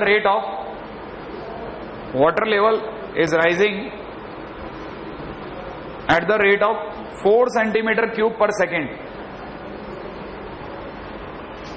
4 centimeter cube per second. 4 centimeter cube. एक second, ये 4 सेंटीमीटर क्यूब पर सेकेंड नहीं है. Water level is rising at the rate of, क्योंकि level कभी centimetre cube में नहीं बढ़ता. 4 सेंटीमीटर पर सेकेंड.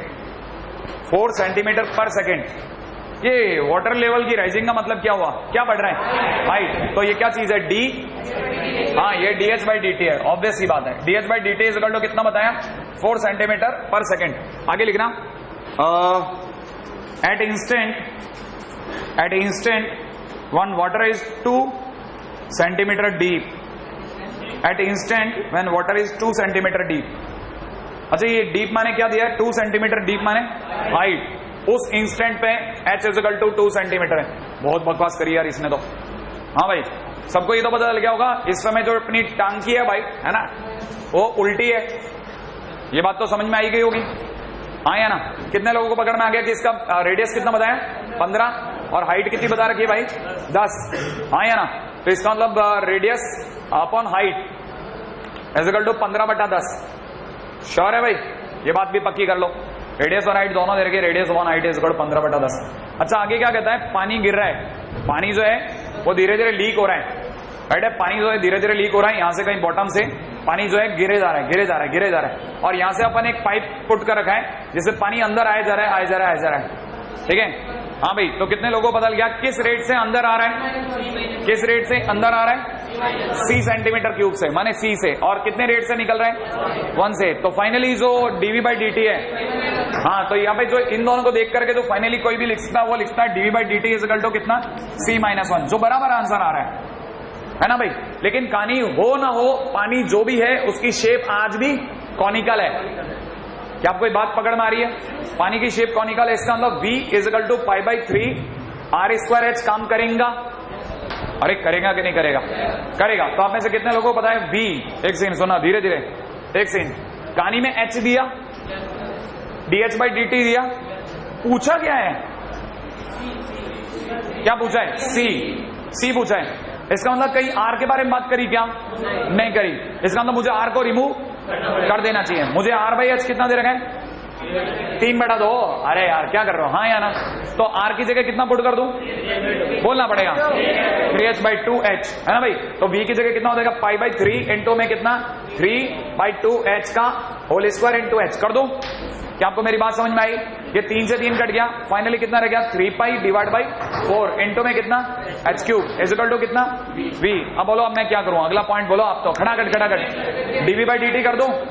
इसका मतलब dV by dt is equal to कितना हो गया? dV by dt is equal to 3π/4 तो कांस्टेंट h³ का 3h² इंटू में dh बाई dt कर दो. तो ये हो जाएगा 9 पाई बटा 4। बेटा तू इधर आ जा। h की वैल्यू 2 की वजह से 4 इंटू में dh/dt आपने बताया 4, इसकी जगह c-1। क्या आप निकाल लोगे? बताओ मेरे को c की वैल्यू क्या आएगा? अरे क्या है बताओ ना, बच्चों का क्वेश्चन है। अब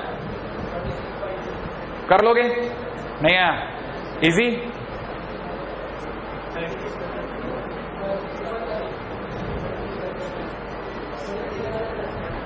हाँ भाई लिखेगा spherical balloon, spherical balloon, balloon balloon spherical balloon is filled with, a spherical balloon is filled with 4,500 cubic, a spherical balloon is filled with 4,500 cubic meter of helium gas। 4,500 cubic metre of helium gas. कितने लोगों को पता लग गया क्या दिया? Volume, volume दिया, volume है ना भाई। वी दिया है, dV/dt नहीं दिया। आगे सुनो, if a leak causes the gas to escape, if a leak causes the gas to escape, if a leak causes the gas to escape at the rate 72 pi meter cube per minute, if a leak causes the gas to escape at the rate 72 pi meter cube per minute, metre cube per minute. हाँ भाई ये क्या चीज है? dV/dt। इस rate से gas निकल रही है। शुरुआत में कितनी गैस भर के भेजी थी हमने? 4500। उसमें से कितने रेट से गैस निकल रही है?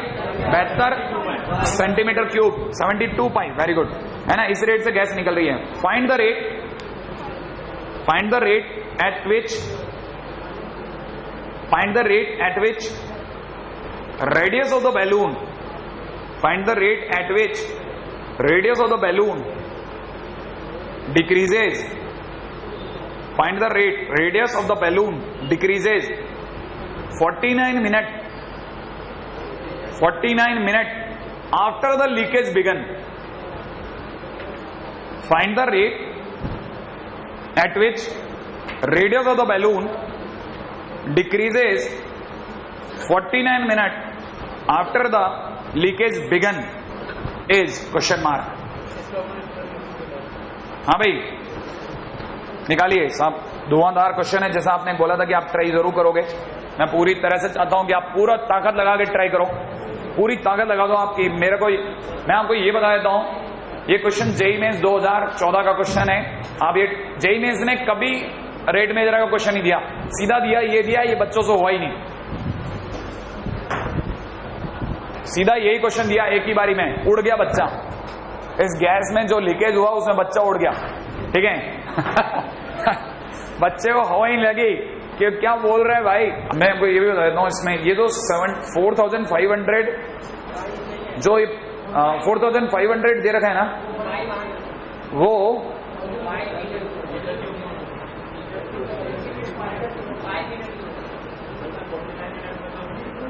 ये 4,500 पाई है। पाई कितना है? 4,500 पाई है। हाँ मुझे भी ये लगा, वरना हो ही नहीं सकता। एनीवे, आप में से किसी ने अगर पाई पकड़ लिया तो इसका मतलब उसका दिमाग बराबर चल रहा है, दौड़ रहा है। 4500 पाई हमने गैस भर के दी है अगले को, और 72 पाई प्रति मिनट की दर से गैस निकल रही है। 49 मिनट्स गुजर चुके हैं।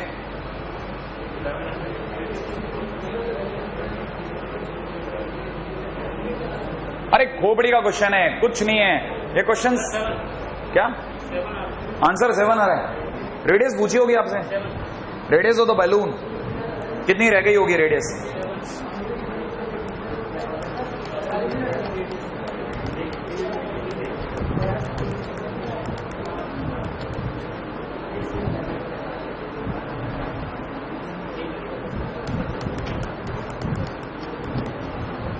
हाँ भाई ये क्वेश्चन वैसा खोपड़ी का क्वेश्चन है। मैंने आपको कहा ना रेट मेजर से भी आगे की चीज है। अच्छा चलो एक एक बात बताते जाओ। आपको जो दे रखा था वो 4500 पाई दे रखी थी गैस, है ना। अच्छा स्फेरिकल बैलून था। आप में से हर बच्चे को पता है V इक्वल टू में हर बच्चे ने 4/3 पाई आर क्यूब लगाया होगा। आपने डीवी बाई डी टी करा कि नहीं करा? कर लिया आपने। 4/3 इंटू में पाई इंटू में इसकी वैल्यू पे लिख दिया होगा 3r² D R by D T. कर दिया यहां तक? 3 से 3 भी कट गया होगा।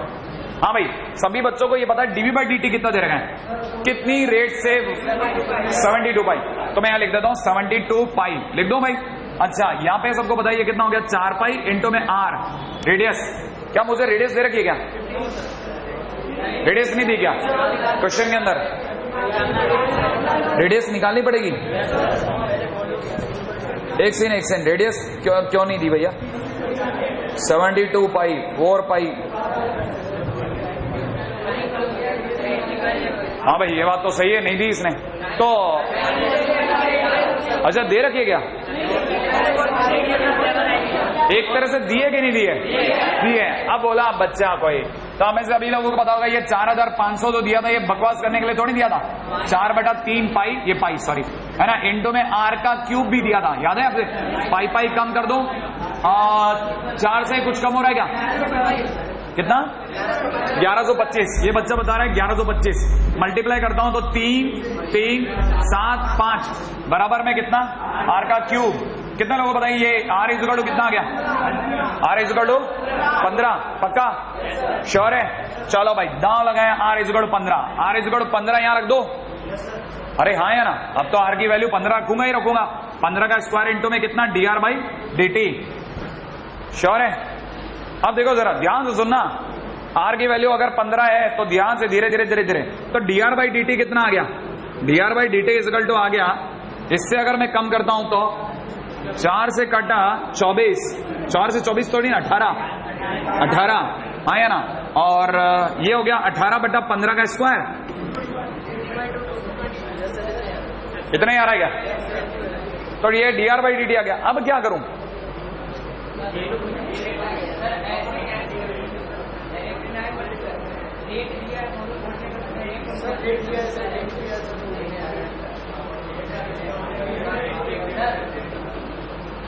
हाँ भाई, ये तो सब कुछ जमा नहीं अपने को।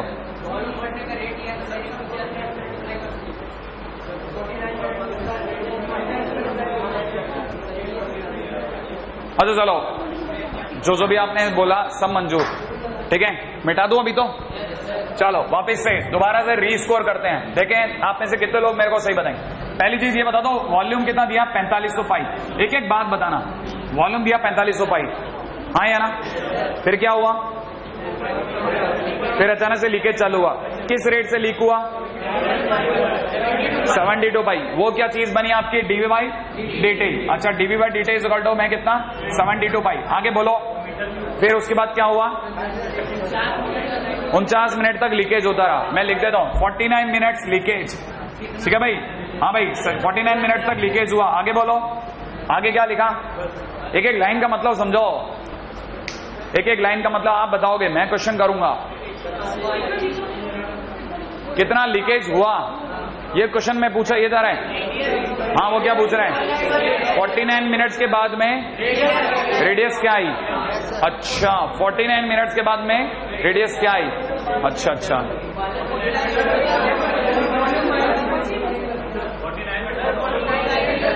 मैंने आपको एक ही क्वेश्चन दिया है, मैंने आपको दूसरा क्वेश्चन नहीं दिया। हाँ भाई, आंसर बोलो। आर इज इक्वल टू 9 है। मैं आपको ये बताता हूं, r is equal to 9 answer है। अब खोपड़ी लड़ा लो आप।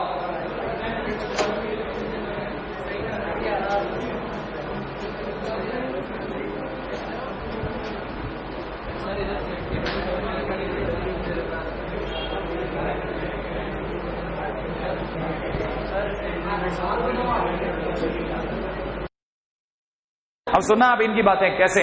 ये रेड में जरा क्वेश्चन ही नहीं है, ये कैसे हो गया? ठीक है, सुना। एक बैलून था जिसको 4500 पाई था ना, 4500 पाई वॉल्यूम की हीलियम गैस भर के हमने भेज दिया। उसके बाद क्या हुआ? उसमें लीकेज चालू हुई और 1 मिनट में 72 पाई गैस लीक हो रही है। तो 49 मिनट्स में कितनी गैस लीक हुई? 49 मिनट्स में जो गैस लीक हुई है ना, वो क्या था? वो सोचो आप। दैट इज 49 इंटू 72 पाई, है ना भाई? ये कितना है? 3528 3528 3528 पाई। ये बता रहे इतनी गैस लीक हो गई। अच्छा, इतनी गैस लीक होने के बाद में जो रिमेनिंग गैस है वो क्या रही? रिमेनिंग गैस जो रही वो रह गई 4500 माइनस में 3528 पाई, है ना भाई। इसका मतलब 972 पाई गैस अभी भी बची हुई है ना भाई। जिस मोमेंट पे हम लोग बात कर रहे हैं उस समय ये सिकुड़ के इतना सा रह गया और इसके बाद में इतनी गैस बची हुई है, और ये किसके इक्विवेलेंट है? 4/3 पाई आर क्यूब के इक्विवेलेंट है। क्या कहते हो आप? इसका मतलब मुझे अगर आर निकालना है तो मैं आर निकाल लूंगा।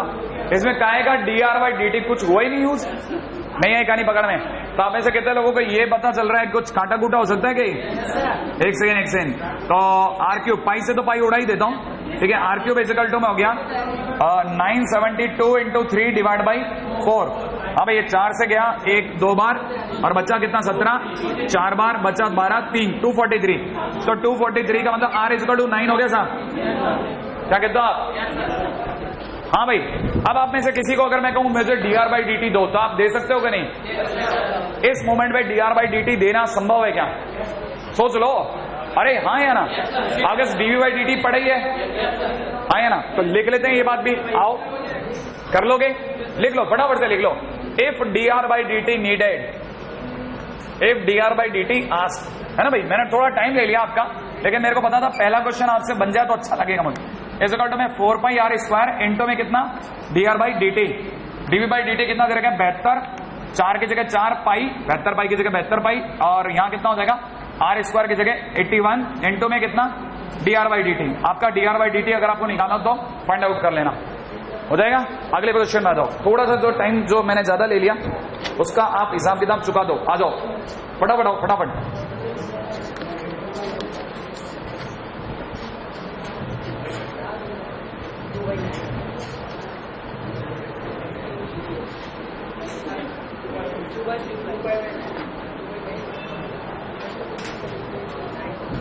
आगे चलो।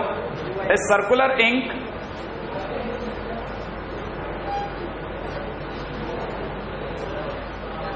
A circular ink blot, BLOT, blot धब्बा। A circular ink blot BLOT, है ना भाई। जो लिखा है वही बोल रहा हूं भाई, इसमें अपन दिमाग नहीं लगाते। BLOT blot. हाँ, पिछली बार भी वो बैड ही था, अपने बैंक लिख डाला, शीट में बैड ही है वो। हाँ मैं लिखेगा, अब तो दिमाग नहीं लगाना। A circular ink blot, IN के इंक, स्याही का धब्बा। A circular ink blot grows, a circular ink blot grows at the rate of 2 centimeter cube per second, at the rate of 2 centimeter cube per second. Find the rate, एक second. ये circular blot जो 2 centimetre cube नहीं है, 2 centimetre square पर second, 2 centimetre square पर second. कितने लोगों को पता लगा ये क्या दिया है? एरिया। हमें से किसी को याद है जैसे ही इंक गिरती है वो फैलती आती है, तो क्या बढ़ेगा उसका? एरिया। एरिया बढ़ेगा माने dA/dt, ये dA/dt दे रखा है, सही है। कितने लोगों को पता है सर्कुलर इंक है, इसका मतलब A equal to pi r square, इसका मतलब dA/dt equal to 2 pi are dr/dt। अब सुना, आगे सुनो, ठीक है। Find the rate at which radius is increasing, find the rate at which radius is increasing after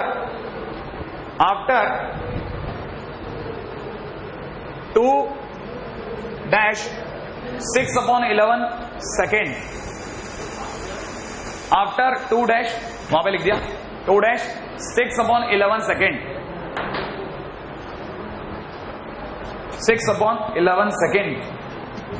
हाँ भाई साहब आ जाओ। क्या पूछा क्वेश्चन वाले ने?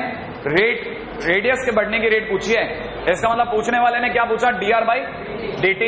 dr/dt इस सेकंड पे, इस सेकंड के बाद किस स्पीड से उसकी रेडियस बढ़ रही होगी। हाँ भाई एक सेकंड, धीरे धीरे मैं आपसे हर बात निकलवा लूंगा, चिंता मत करो, इसमें टाइम नहीं खराब करेंगे। क्वेश्चन वाले ने हमारे को क्या क्या दे रखा है? एक तो डीए बाई डी टी दे रखा है, ये तो पता ही होगा। D A by D T is equal to कितना दे रखा है? 2 सेंटीमीटर स्क्वायर पर सेकेंड। अच्छा एक बात बताओ, एक सेकंड में कितना बढ़ता है भाई साहब? एक सेकंड में कितना बढ़ता है? 2 सेंटीमीटर स्क्वायर बढ़ता है, ये तो पक्का हो गया। आप में से कितने लोगों को पता है? ये हो गया 22, 22 और 6 28, 28 11 सेकंड में कितना बढ़ जाएगा साहब? बोलना पड़ेगा आपको। तो ये हो गया 2 इंटू 28/11 माने 56/11 सेंटीमीटर स्क्वायर बढ़ चुका होगा एरिया। क्या आपको क्लिक कर गया? ये आपकी पहली चीज है जो आपको समझ में आनी चाहिए। अब आ जाओ दूसरे पॉइंट पे। अगर ये है तो ये सेंटीमीटर स्क्वायर है। अच्छा अब मुझे चाहिए, मैं आपके सामने धीरे धीरे रेडियस पे बात करते हैं। अब रेडियस कैसे निकालें? इस मोमेंट पे रेडियस क्या हो रही होगी? क्या रेडियस दी है क्या? नहीं, तो मैं क्या करूं बोलो? 56/11 इजिकल टू में पाई आर स्क्वायर कर दूं, तो इसका अंदर आर स्क्वायर इजिकल टू में कितना हो गया? 56/11 इंटू 22 इंटू 7। क्या बात पकड़ पाए कि नहीं पकड़ पाए? ये एक सेकंड कुछ काटा कूटा है। कितने लोगों को लगता है ये 56 का मतलब होता है 8 इंटू 7 का स्क्वायर, 8 इंटू 7 का स्क्वायर डिवाइड बाई नीचे देखना, नीचे 11 का स्क्वायर और 2 से 8 कटा बचा रह गया 4। तो आर की वैल्यू आ गई है 2 इंटू 7 डिवाइड बाई 11। नहीं आई पकड़ में बात? तो आपके हिसाब से आंसर हो गया 14/11 सेंटीमीटर। आर भी आ गया। अब आपको चाहिए तीसरा पॉइंट क्या है? D A by D T. D A by D T is equal to कितना होगा? 2 पाई आर इंटू में D R by D T. अब डीए बाई डी टी की वैल्यू निकालो। डीए बाई डी टी तो हमारे को निकाल के देना है, शायद नहीं दे रखा है, 2 इंटू में 2 पाई आर। आर की वैल्यू हमने अभी निकाली 14/11 इंटू में D R by D t. D are by D T की वैल्यू कितनी है? आइला d are by D T तो निकालना है। ओके, क्या आप निकाल लोगे क्या? इतना सिंपल है क्वेश्चन। हो जाएगा? नहीं होगा? हो जाएगा? आ जाओ बस। अब लास्ट आखिरी 5 मिनट, अगला चैप्टर खत्म।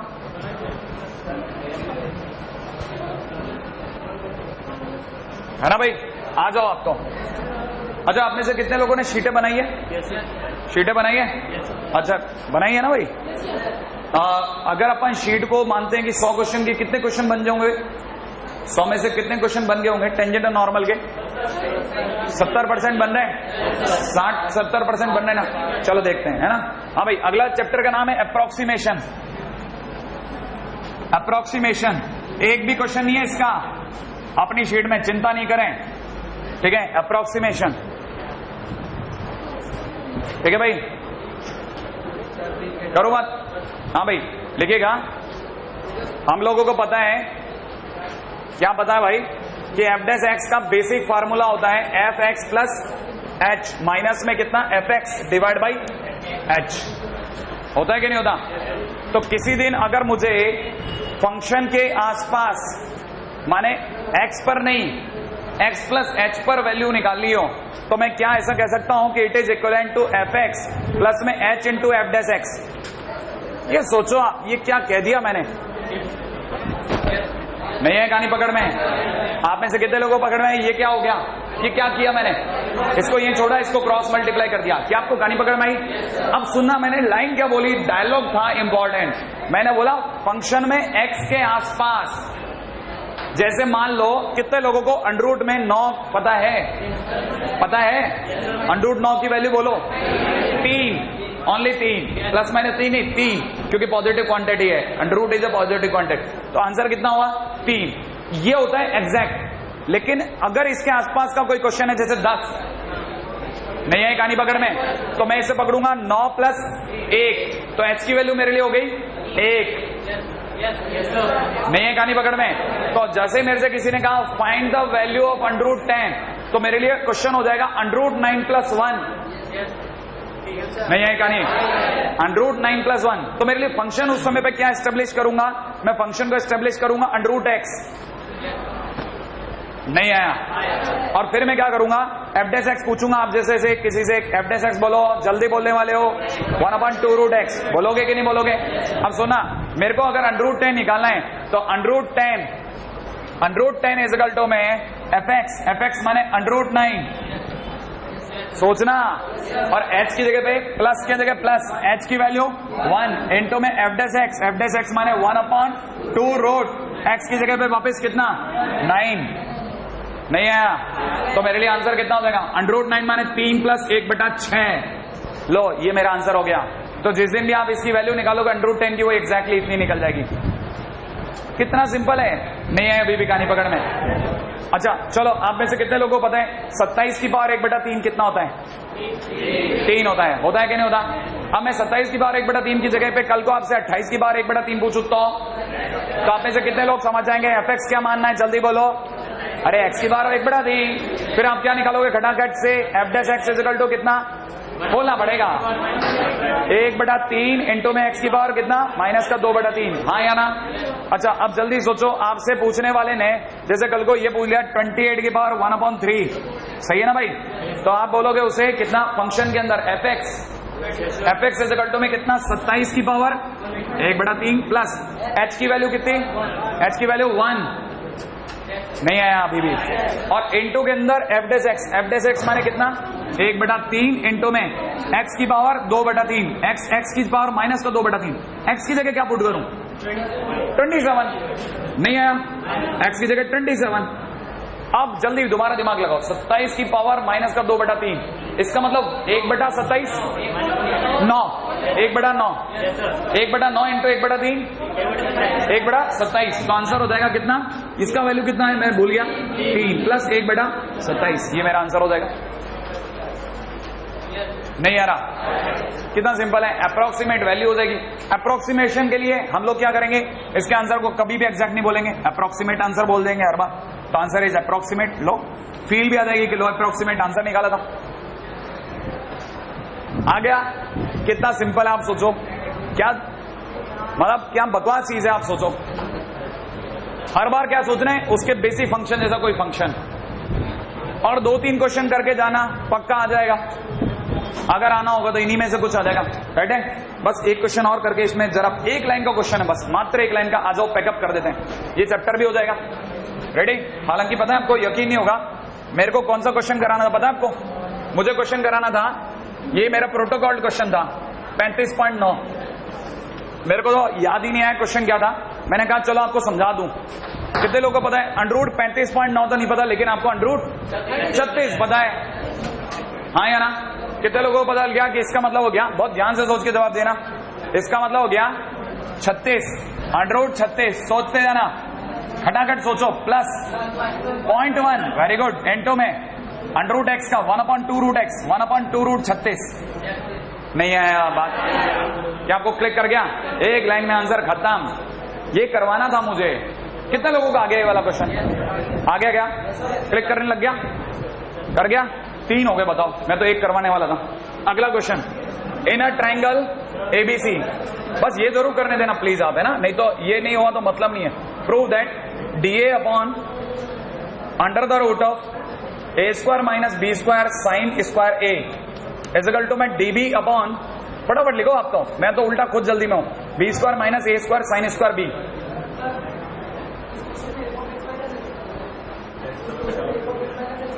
एफ ऑफ, हाँ x - h होगा तो यहाँ पे माइनस होगा, सही बात कह रहे हैं, क्या पॉइंट पकड़ता है।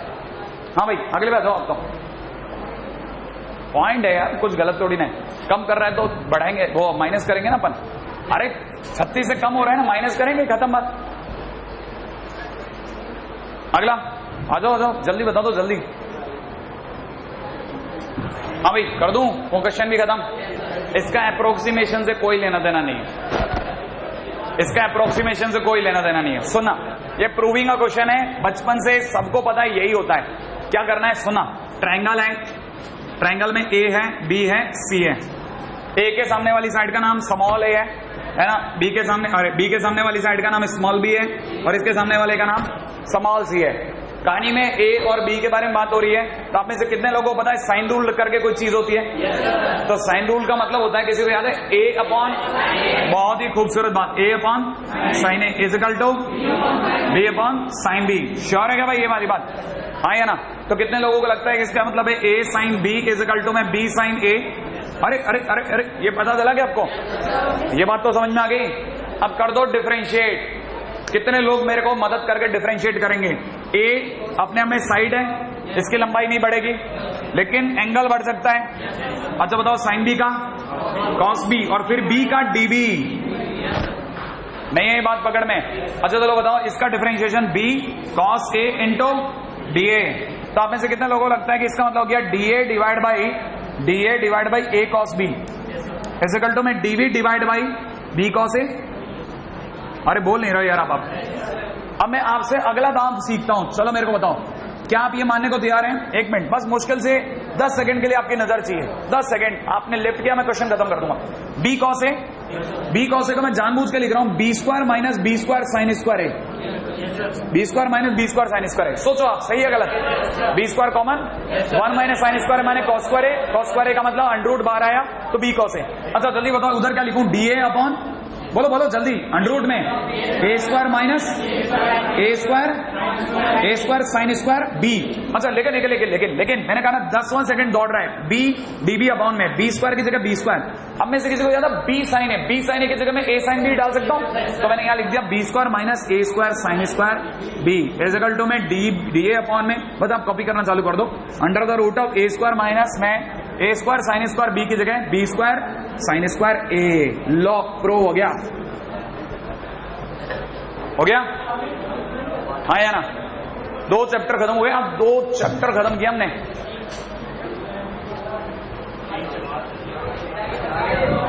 ठीक है, अब हम कल से एक और नया चैप्टर चालू करेंगे जो मात्र 2 दिनों का है, लेकिन जबरदस्त काम का है। उसका नाम है मोनोटोनिसिटी, और उसके सबके बाप के नाम पे आने वाला है सबसे बड़ा हीरो, उसका नाम है Rolle's and Lagrange. Mean value theorem का तो कोई तोड़ ही नहीं है। उसके क्वेश्चन में तो आप वाकई में झुक जाओगे।